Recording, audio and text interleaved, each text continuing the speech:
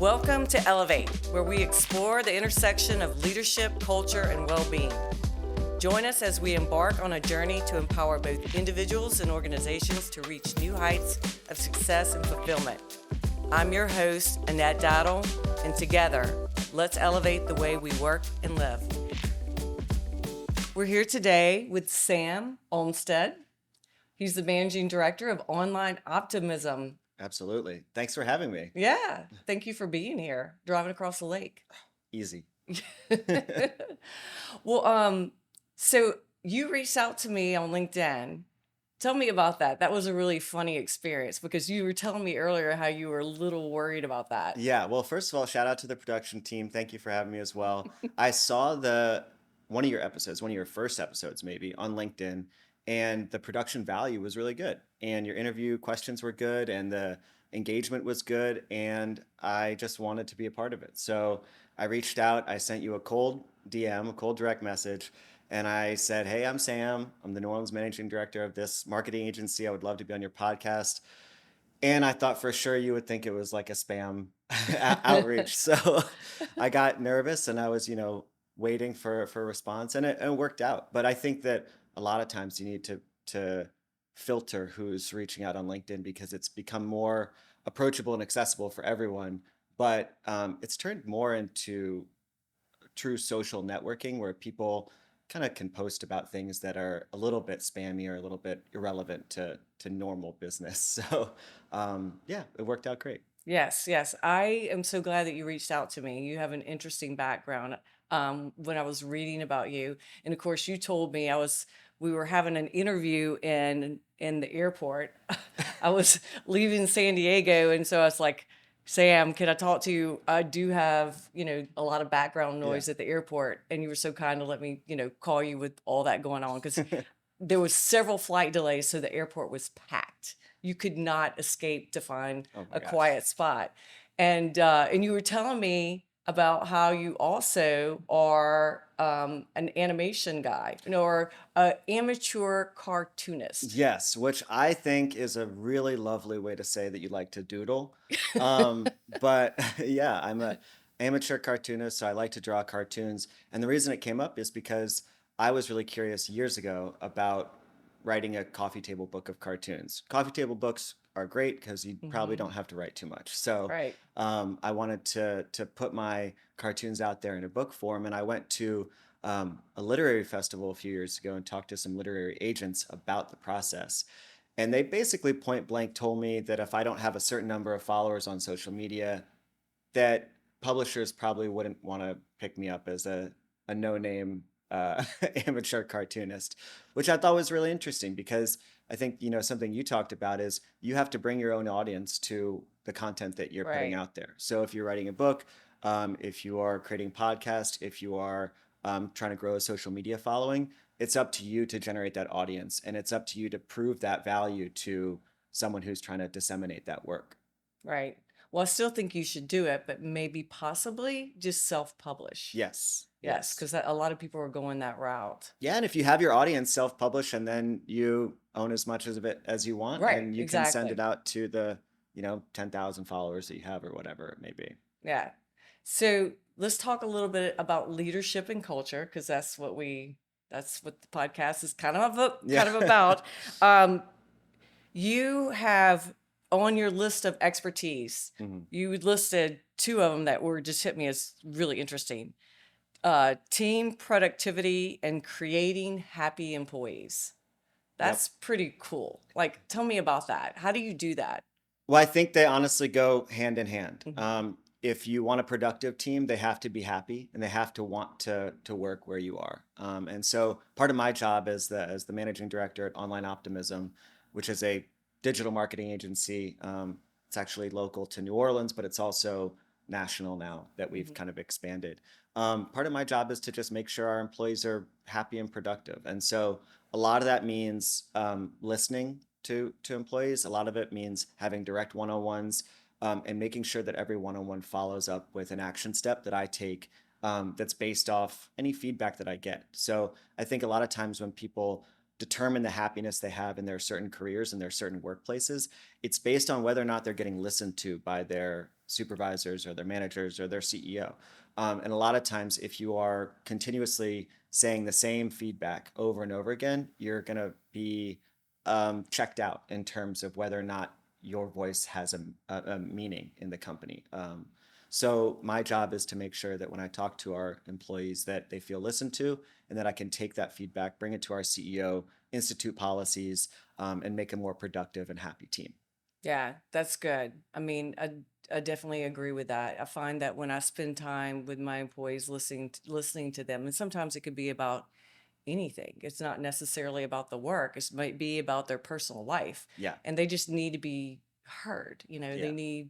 They need to know that you care about them, and it's not always about just the work, it's about the person too. Yeah. I mean, they're the greatest asset of the business. We always talk about the fact that hiring is the most important decision we make because you invest so much time in the person to train them, to build them up, to integrate them into your team, that if you make the wrong decision, it's tons of hours lost throughout the entire process, and then also potentially poor work being done.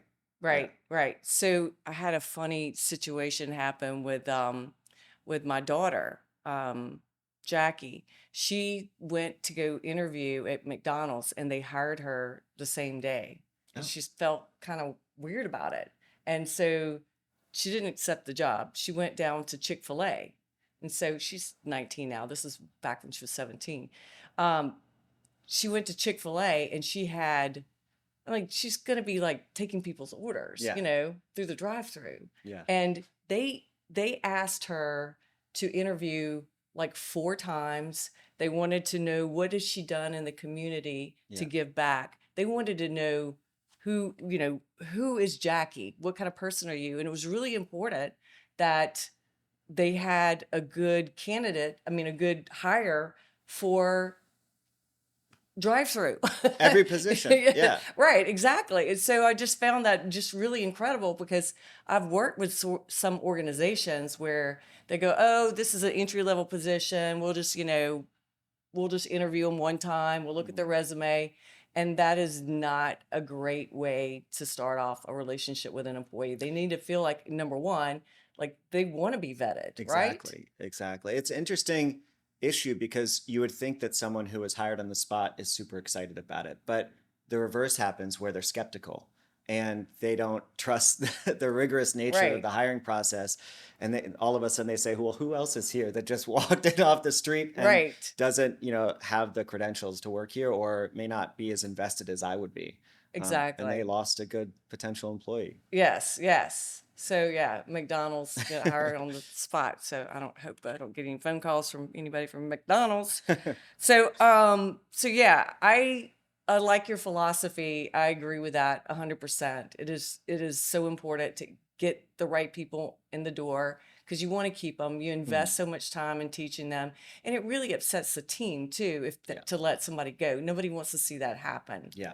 So And also you need accountability for the people that aren't necessarily performing well. The other people on the team need to know that everyone's being held to the same standards as you grow the team and as you have expectations for different people in different departments. And so it's important to know when those conversations are had to make sure that everyone's doing the work. right. I agree. Okay, so I want you to tell me a little bit about this Inspiring Leader Award that I saw Yes. that you got. I got an Inspiring Leader Award from an organization. I think it's called Inspiring Workplaces, which is a little confusing.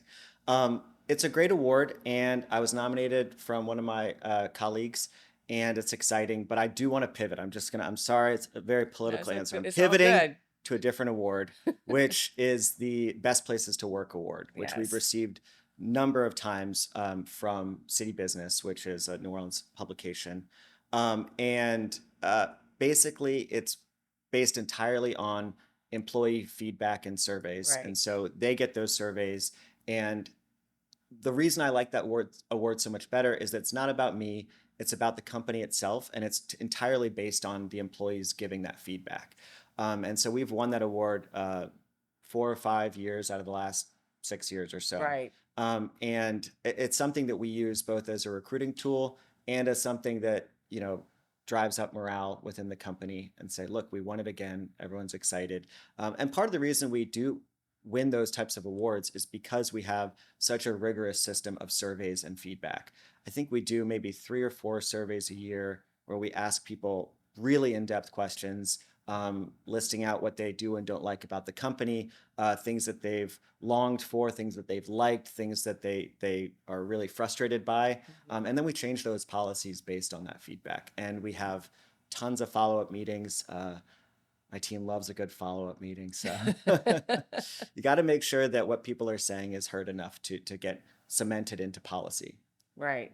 Well, actually, Hub International has won that award It's a too. great award. Yeah, it's not like you can just have somebody nominate you. Yeah. Like your employees, there's They going to be wanna a lot work of there. yes, Yeah. yes. There's a lot of surveys done for that, and we're proud of that as well. Mhm. So I totally get what you're saying, and you should be proud of that. And it's the second page on our proposals when we walk through a sales deck with someone. It's the intro, and then it's, you know, some of the accolades that we've won.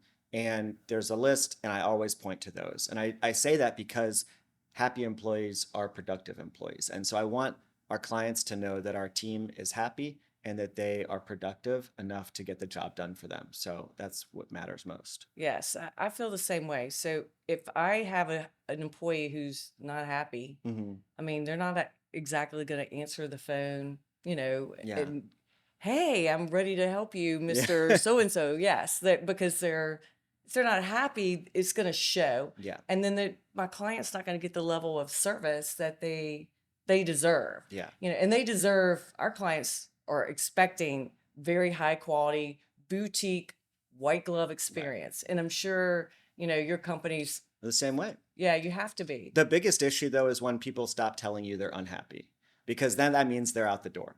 Right. If people are telling you they're unhappy, or they're telling you that they have an issue with a certain policy or a certain type of client that you work with, whatever it may be, as long as they're telling you, Right. then you have the opportunity to change that. If they tell you and you don't change it, then you're going to get negative feedback from the rest of the team, because it shows that you're not listening and making You lose changes. credibility. Exactly. Yeah. Exactly. So whenever people tell me that they aren't, loving a certain aspect of work, I always see it as a benefit. I think it's a positive, because once they stop telling me, that means they've lost trust in me as a manager to make those changes. Yeah. Every situation can bring, especially those negative situations or those situations where they're not happy, they actually make you stronger. Yeah. If you address them. Yeah, if you address If them. you address them. Absolutely. Because, it's still work Yeah. for a lot of people, and you want them to enjoy it. And I feel like when they enjoy their work and they understand the purpose of their work, who they're impacting. I had an account executive one day come up to me and she said, "We really do good work." Mhm. And I go, "Are you just still watching this?" And she said, "Yeah, well, I sat down with her father had passed away, Mhm. and she had sat down with her stepmother and gone through all the disability policies and life insurance policies, Yeah. and the impact that income was going to make on her stepmother's life. Like Life changing. it was a life changer, and it was tough, tough sitting down with your stepmother Yeah. talking about, what her dad had left behind for her. And she had this, like, the light bulb went off, like, we really do good work. We don't just sell insurance, we sell peace of mind. We make a difference in people's lives. And I'm going like, yeah. Our agency uses Hub. Yes. We're a You told me customer. that. Yeah. Yeah. You Yeah. work with Johnny Bridges. Yes. Yes. Yes. And I think what's really interesting is that everything that we do, there's a policy. Every policy that we have Right. has a story behind it. And so when it comes to listening to people or making changes, those don't come in a vacuum. They come because somebody voiced an opinion or voiced a concern or voiced something that matters to them. At the end of our proposals, our sales decks, we have a slide about what it's like to work with Online Optimism. And we talk about being an active partner, having the client be an active partner in the completion of their vision, and then treating our team with respect and courtesy. Mhm. And that slide exists because we've had clients that did not treat our team with respect and Oh, courtesy. yeah. And so we have to outwardly say it. And, it's sort of like, you see a no trespassing sign, or this is a live electric fence, that sign exists because someone might have grabbed the fence. And so Right. we need signs as well to signal to our clients and internally that we are protecting you as a employee and as someone who works for, anyone. Right. Right. I agree with that too, because, there has been unfortunate situations where I've had to fire a client Yeah. because of the way they treated, my team. And I mean, I've had a couple of talks Yeah. to some of my clients about, the expectation with the team and what that person was trying to do for them, Right. and remind them that, as a courtesy, Hmm. it's hard for them to want to help them when they are not being kind Right. Exactly. and And respectful, respect that and they're courtesy. And a exactly. human being, And I think part of it, there are differences in just what people are used to in terms of business communication. And there's difference is in how people communicate via email versus phone calls versus Right. expectations, and things like that. And we try and outline as much as we can. Um, this is your expected cadence of communication. So you're going to get once weekly calls, or this is how fast we're going to respond to your emails, just so that there's not an expectation gap, because we found that the gap in expectations of what a client's expecting versus what we expect to give to them, that can lead to some friction. If they think you're going to respond immediately and you say, well, we said we're going to respond within 2 to 4 hours or something like that, which feels pretty Right. quick to me too. But that gap is what can cause potential resentment, potential ruffling of feathers. And so having those conversations with clients as well as your team, just to make sure they're on the same page. Right. Good. Good. So, so tell me a little bit about how you got to where you are today, Yeah, and how you chose this path. that's a good question. I was just listening to a book. You asked me to come with a Oh, yeah. book, uh, I love and books. you asked me what book I have read recently, and I was talking to some friends, and I said, I don't read books. How honest do you think I should be about that? And they said, what do you mean? I said, well, I listen to them on Oh, yeah. Yeah, I audiobooks. do too. And I Yes. go, is that cheating? And they said, no, you could No. Yeah. it's okay to talk about that. So I was just listening to a book about the power of storytelling and about building your personal brand, which is, people don't love that expression because it feels like you're kind of commodifying a person itself. But the point of the book the point the book made was essentially, if you're not building your own brand, your brand is being built for you by default. And so your brand is really a reflection of what other people say about you, mixed with what you are saying about yourself and what you are doing. And so I was thinking, am I building my own brand, or is it being built for me? Is it being built by the people who are talking about me, my clients, my employees, my supervisor, anything like that? And literally on the car ride over here, I was trying to think of what my personal brand is, what my story, how I got here. Mhm. And it's tricky. And I was thinking of, okay, here are some stories from my childhood. Here are some stories of how I've always been a little bit creative, a little bit inventive, the amateur cartooning. I do photography. So there's a lot of different elements. And I think what it all comes down to is wanting to invent. Mhm. And I've always had an idea to create and to invent.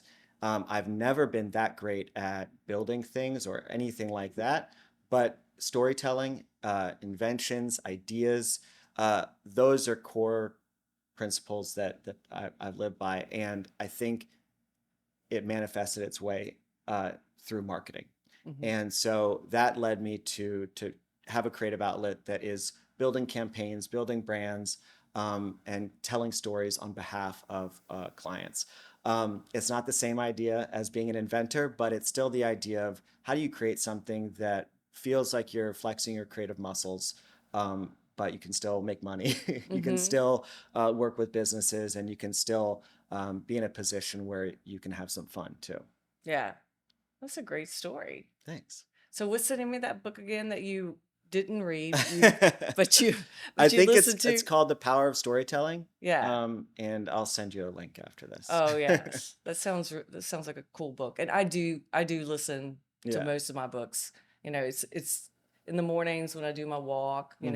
or exercise, Yeah. or just walking around getting dressed. I mean, like I'm always listening to Do books. you feel like you're retaining a lot compared to reading it? I do. Sometimes I listen to it two or three different times. If I really like the content, Hmm. I will like listen to it again. In fact, I was just at this training in San Diego with Jack Canfield, Yeah. and he said, I've read 3,000 books. He goes, Jack Yeah. said that Jack read 3,000 books. He goes, I wish that I would have read 100 books Fully. and read them really well. Yeah. Right.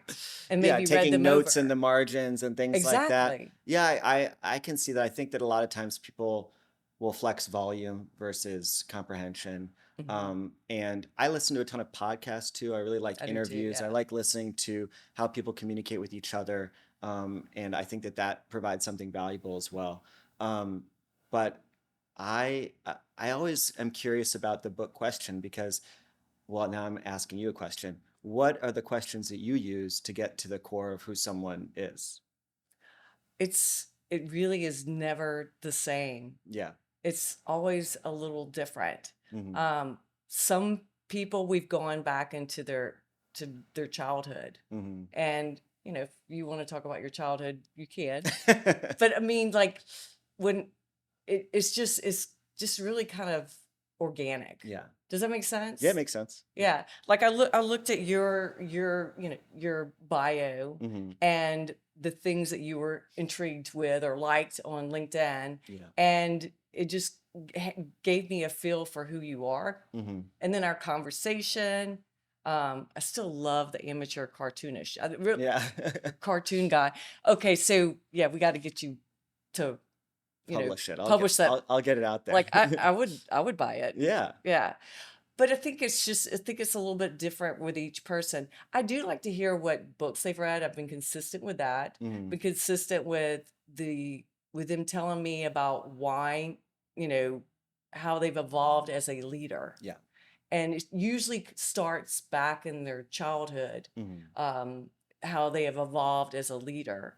So I think that's kind of interesting because we all have our own um, story, Yeah. and we have a different mindset. Like with me, it's all about being authentic, Yeah. being heard, and being genuine, being compassionate. At the same time, you have to be sometimes very firm when you Hmm. don't want to be, and I have a problem with that. Yeah. And that stems from my childhood. So the way that I looked at the world and the way that my parents treated me, mostly good.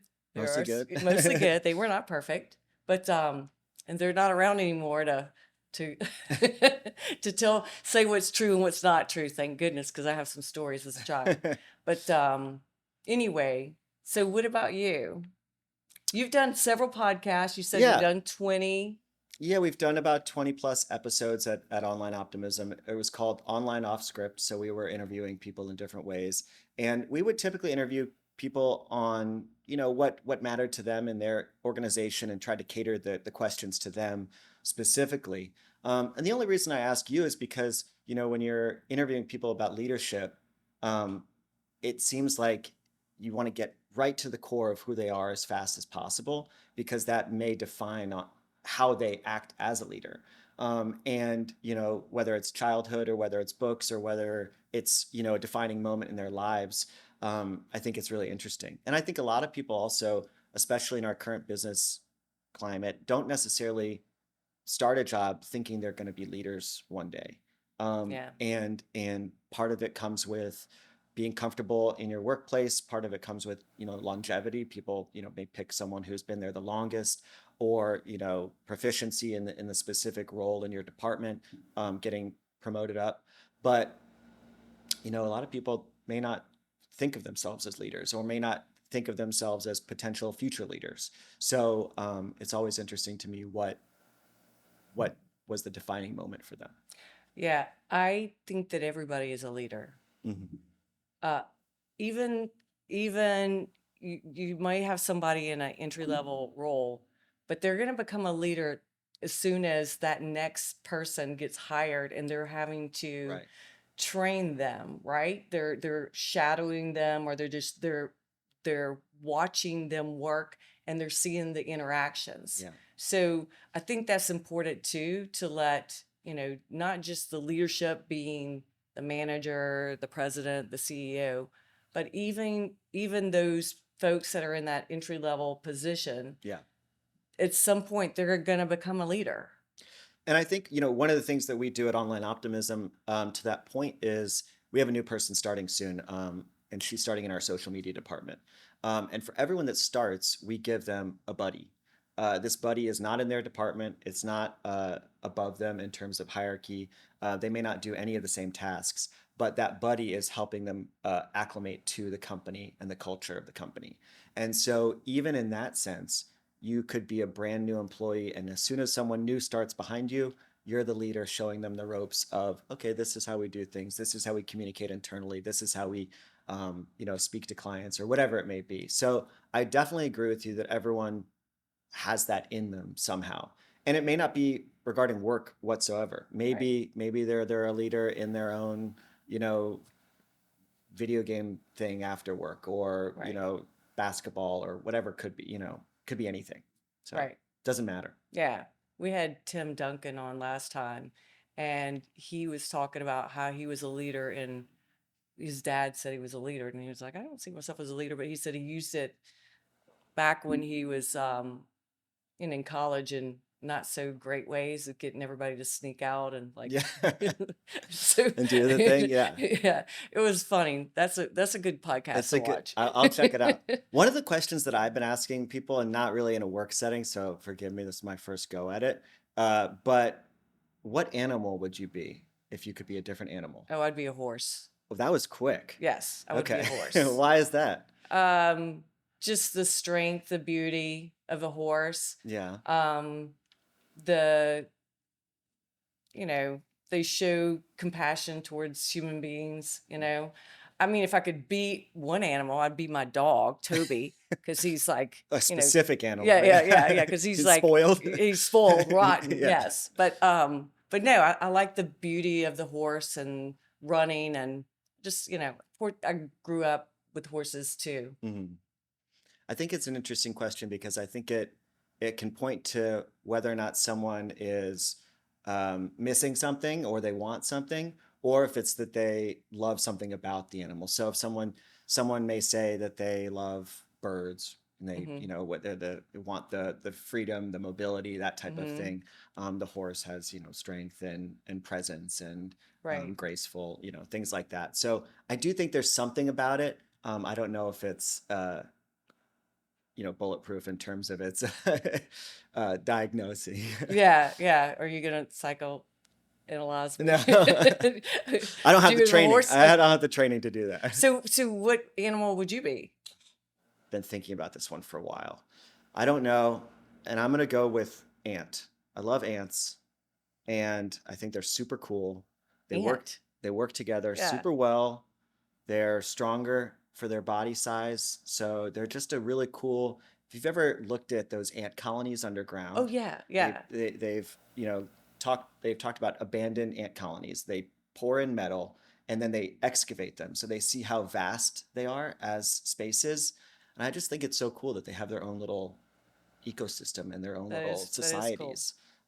Bees, another cool animal. Sorry to totally derail us here, No, but this is interesting. yeah. So I have to tell you a funny story about my oldest son, Cole. He wrote down. They said, "What animal do you want to be?" And he wrote ant. No way. Yeah, Wow. yeah. A But fellow ant. so I asked him. I said, "Why would you want to be an ant?" He goes, "It was the shortest word to write." Okay. That's pretty good. That's So funny. anyway, yeah. So yeah, he wants to be an ant too. I Maybe he like just it. said that just pulling my leg. Maybe he's like you. I'll call him up. We'll get him Yeah, on the yeah. on the horn. That's great. Yeah. Well, cool. Yeah. All right. So So we've talked about animals. We've talked about books that you've listened to, not read. We've talked about leadership. Mhm. Um, Tell me about your culture. You kind of did, Yeah. okay? But I mean, do you have like a saying? I mean, Yeah. is it So words? that's a great question. So at Online Optimism, um, again, so we're a digital marketing company. We were started in New Orleans in Hmm. 2012. Um, since actually right before COVID, we expanded uh, nationally and basically said we're a digital marketing company. We can have a national global presence without really having different office spaces. We opened up an office in DC, and now we are basically half in New Orleans, half hybrid and remote Hmm. optional. So we've got 19 employees, and a couple of years ago, we completely renovated, redid our company values and redesigned them. And our first value is build on trust. And so when we talk about our company culture, we really stress that value as not only the first one that comes up internally, but also externally. So building on trust, whether that means, being upfront about how a campaign's going, never want to hide behind numbers, never want to obfuscate the truth about what's going on. And number two, it's internally, making sure that people feel like they're trusted to come to us with new ideas, change company policy, and make that a part of your ethos. And what's really good about having company values, and especially values that you've written down and shared externally, is that you no longer really have to make tough decisions in the same way you did before, because you're not really making the decision. You're leaning back to the values that you created, and the values can help dictate the decision. So you no longer have to say, I don't know if this is the right move for us. I don't really understand if this is the way we want to go. You can say, does this correspond with our set of values that we've determined as a company? And then those can help inform how you move forward. And so I think it's really important for any company to create the values, create buy-in from your team with those values, and then publicly share them, which is really a great way to do it. So I've heard that culture, everybody has it, whether, there is a Right. culture. It's kind of like that personal brand. Right, Yeah. right. So it's better to be intentional and have the culture that you want instead of the one Yeah. that you don't want. Yeah. Because whether you focus on it or not, you're going to have a culture. And you just don't want to have a toxic culture. I completely agree. And what's interesting about a company like ours, which is digital marketing, is we're not really doing anything that can't be replicated. We are doing ads on social media, Facebook, Mhm. Instagram, TikTok, Snapchat, whatever that may be, Google ads, video production, website design. All of these things can be done by any agency in the country or the world. So we have to think about what makes us unique, what makes us stand out, why our clients would want to go with us. And especially when you talk about that first value, build on trust, what a lot of our clients are, they're mom and pop, family run businesses that are local to the New Orleans area. And they don't want any company. They want a company that they can trust. And that's Right. really what matters most to them. And so if you can do services that can be replicated by anyone, find what can't be replicated, which is the personal connection and the trust that you build with your client. Yeah. So let's talk about toxic cultures.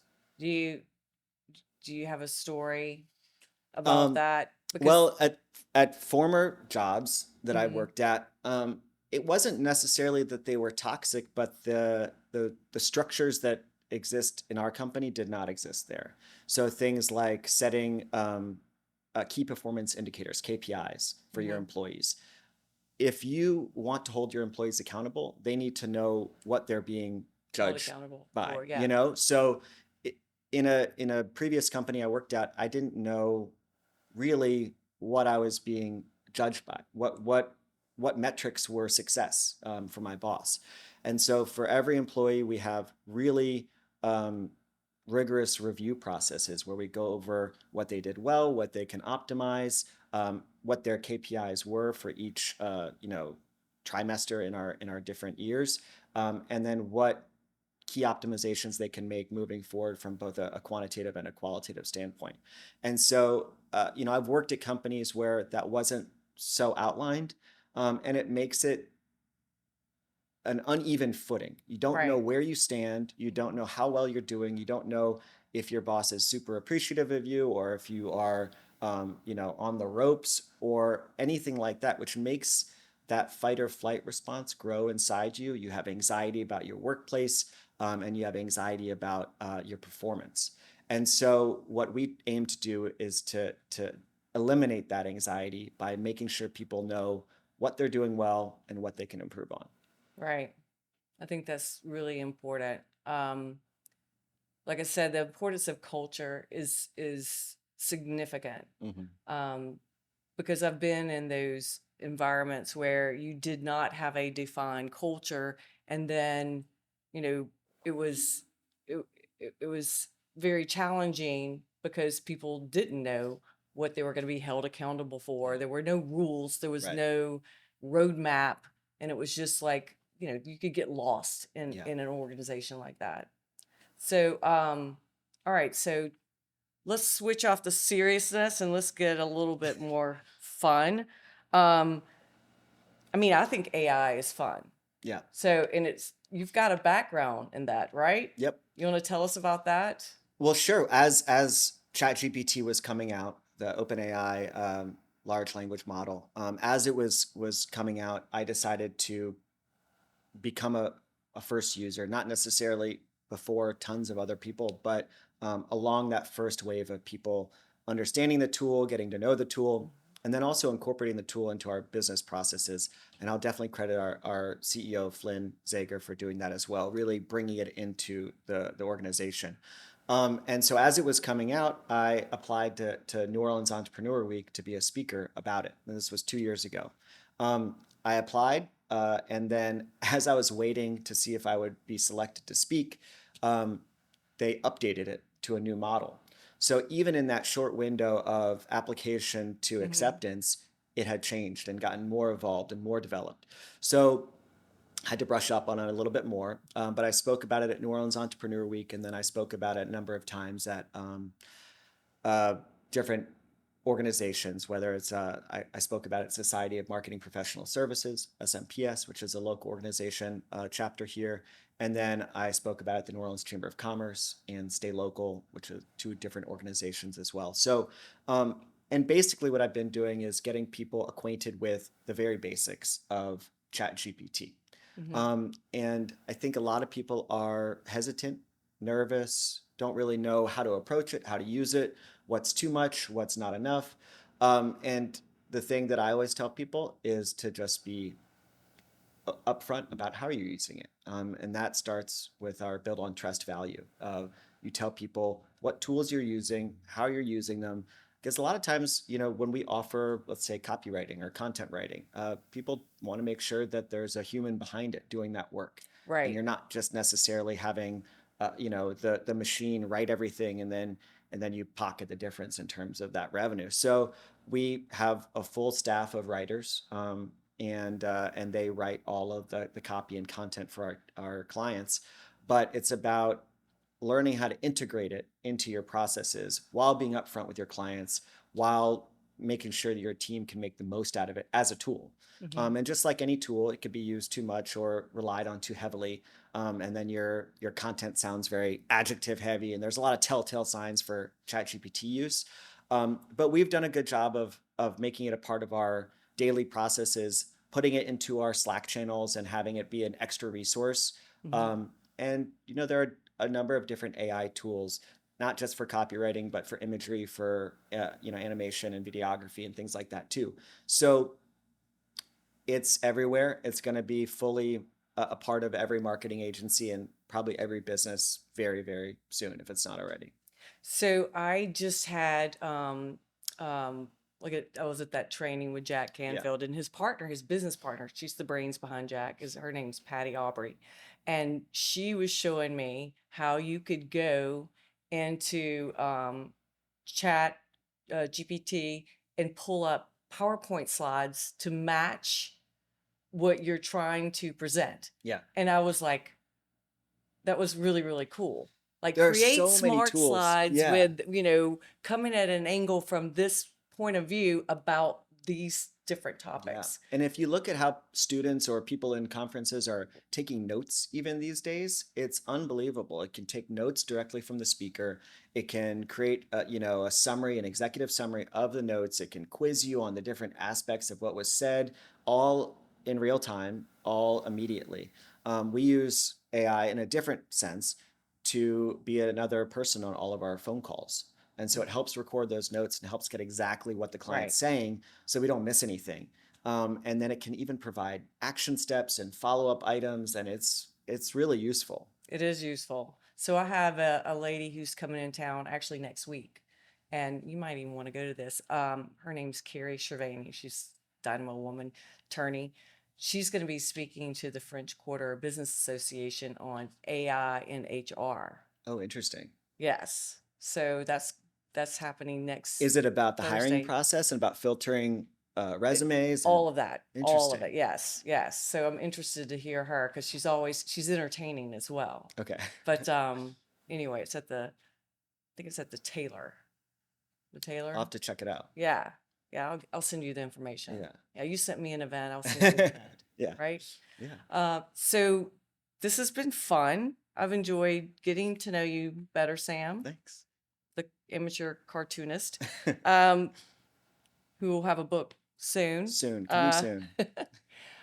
How do you want people, we've talked a lot about you, but what do you want to leave with our audience about you, yourself, like, Yeah. what you want them to know about you? Yeah, I think a few things, just wrapping up from our discussion. If you work at a business, you need to establish values of that business, and definitely put faith in your employees to help you with that process.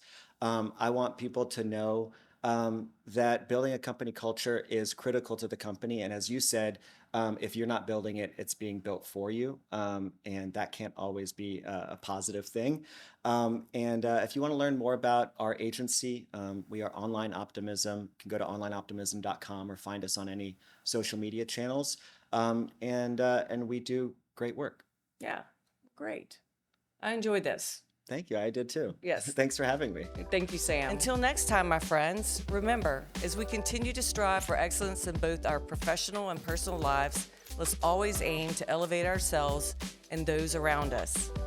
Thank you for joining us on this journey of growth and empowerment, and keep reaching for new heights.